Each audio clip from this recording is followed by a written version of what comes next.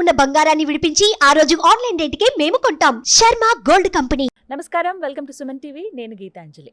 మనతో పాటు ఉన్నారు శివరుద్ర సాధువు గారు.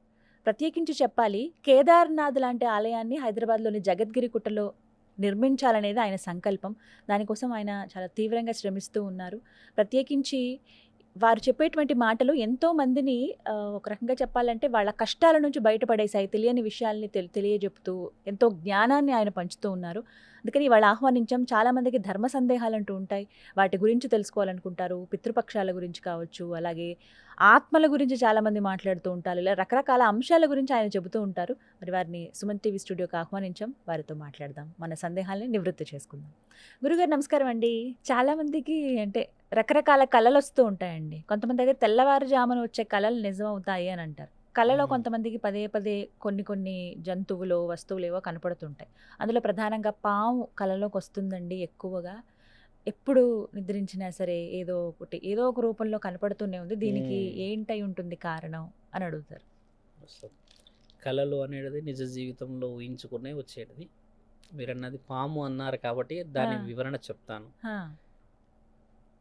పాము అనేది ఏంటంటే హెచ్చరిక.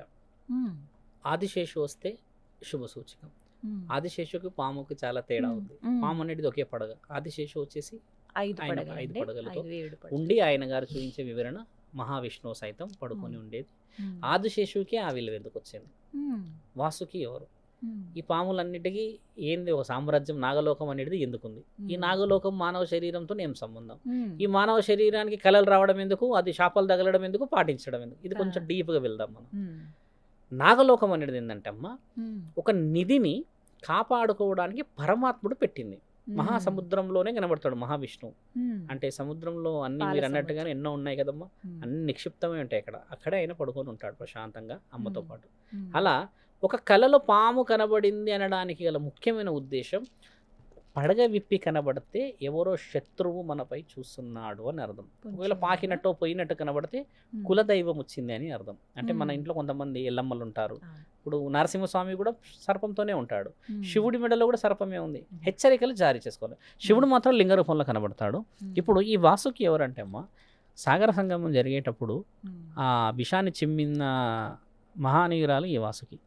పరమశివుడు వచ్చేసి ఆ వాసుకి ఒక మాట అడుగుతాడు, విషాన్ని నేను సముద్రంలో వదిలితే మానవులకి, రానున్న జీవరాశులకి ఇబ్బంది, అలానే నేను మింగితే నా శరీరానికి ఇబ్బంది, నీ అనుమతి ప్రకారం నా గొంతులో పెట్టుకుంటాను అని అంటే, అప్పుడు వాసుకి ఏమని హెచ్చరిస్తుందంటే, అది విషం మహేశ్వర, ఎప్పటికైనా నేను ప్రమాదంలో ముంచగలను అని అంటే, మాకు భక్తుల కోసం ఇష్టమే, స్వీకరిస్తున్నామని తండ్రి తీసుకొని ఇక్కడ ముంచుకొని వేసుకున్నప్పుడు ఆ యొక్క ప్రేమని గరళకంఠుడు అని బిరుదు ఇచ్చి, స్వార్థమే లేని నీకు ఇంకా ఎవరు సాటి స్వామి, అటు దేవతలు ఉన్నారు, ఇటు రాక్షసులు ఉన్నారు, వాళ్ళకి ఇవ్వచ్చు కదా, నువ్వు ప్రాణాన్ని కూడా నువ్వు పనంగా పెట్టావే అని అన్న ఆ తరుణం నచ్చి, నేను నీతోనే ఉంటానని మెడలోనే ఉంటది ఎప్పటికీ వాసుకి.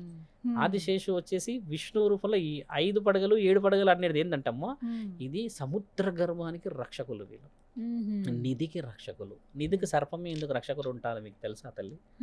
ఒక సర్పం కాలం చేసిన ఆత్మ యొక్క మనోధైర్యం మానదు. బాగా గమనించండి నా మాట, మళ్ళీ చెప్తాను.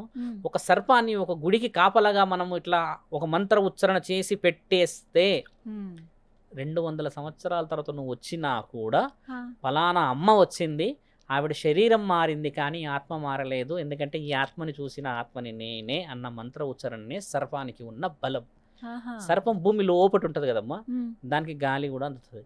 ఊపిరి లోపటికి ఆ మట్టి అంతా సన్నగా ఉంటుంది, అందులో నుంచి ఎయిర్ వెళ్తుంది, తీసుకుంటుంది. ఒక సర్పం అనేది ఏంటంటమ్మా, 2 హెచ్చరికలు పడగతో వస్తే శత్రువు ఎవరో ఏదో చెడు ప్రయోగమో ఏదో జరగబోతుందని, పాకుతూ లేకపోతే ఎట్టున్న పోతున్నట్టు వస్తుందంటే కులదైవం ఏదో అనుమతులు ఇస్తున్నదని అర్థం. కళలోనే పలు విధాలైన జంతువులు, ఏనుగు వస్తే మనం ఎక్కువ శాతంగా వినాయకుడు అని ఆలోచిస్తాం, తర్వాత శివుడు వస్తే ఒక రకంగా ఆలోచిస్తాం. ఓకే, కళల్లో ఏది వస్తే మానవులు భయపడాలంటే అమ్మ, బంగారం వస్తే భయపడాలి, కళలో పెళ్ళి వస్తే భయపడాలి, కళలో మీరు అన్నట్టుగా ఏదైనా వస్తువులు ఉన్న పలంగా కదిలినట్టు, అంటే ఇప్పుడు ఇంట్లో ఉన్న ఏదైనా పురాతనమైన వస్తువులు కదిలినట్టు కనబడితే మనం కొంచెం భయపడాలి. పెళ్ళి వస్తే ఎందుకు భయపడాలంటే నా తల్లి, పెళ్ళి వచ్చిందనంటే ఏదో చెడు జరగబోతుందని అర్థం. ఎందుకు? పెళ్లికి దీనికి సంబంధం. అలంకరణ చేస్తాంగా శరీరానికి, అవును. ఎక్కడికి తీసుకెళ్తాం అలంకరణ చేసి. ఆహా.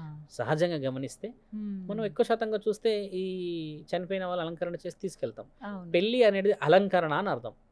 అయితే చావు వస్తే ఏంది అంటే అమ్మ మళ్ళీ కళలో చావు ఎవరి దగ్గరికి తీసుకెళ్తారు? శివుడి దగ్గరికి.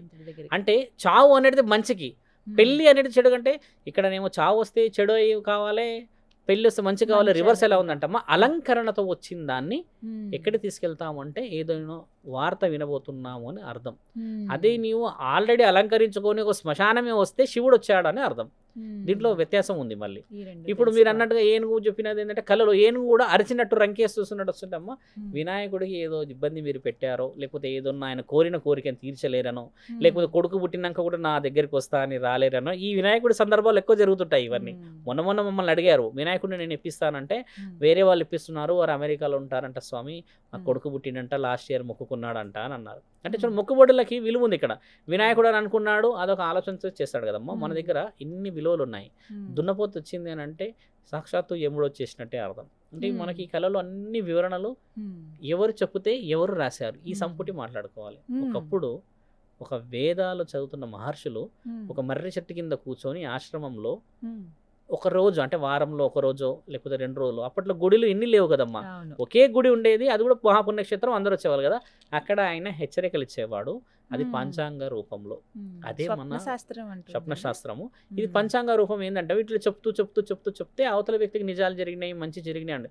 పంట పొలం వస్తే మహంకాళి వచ్చిందని అర్థం తల్లి. అదే బియ్యం వస్తే మనం ఎవరికో పిండం పెట్టబోతున్నాం అని అర్థం.